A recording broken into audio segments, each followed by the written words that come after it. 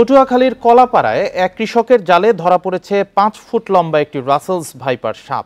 দুপুরে উপজেলার ধুলাসার ইউনিয়নের পূর্ব বোলতলী ইসলামপুর গ্রামের নুরু খানের বাড়িতে পুকুরে পাতা জালে সাপটি আটকে যায়। পরে ওই কৃষক সাপটি লাঠি দিয়ে আঘাত করে আহত অবস্থায় প্লাস্টিকের বড় কৌটায় জীবিত সংরক্ষণ করেন। এ সময় সাপটি দেখতে ভিড় জমায় ওই এলাকার উৎসুক জনতা। খবর পেয়ে অ্যানিম্যাল লাভার্স অফ পটুয়াখালীর কলাপাড়া টিমের সদস্যরা সাপটি উদ্ধারের জন্য ঘটনাস্থলে গেছে। সাপটিকে প্রাথমিক চিকিৎসা শেষে বন বিভাগের কাছে হস্তান্তর করা হবে।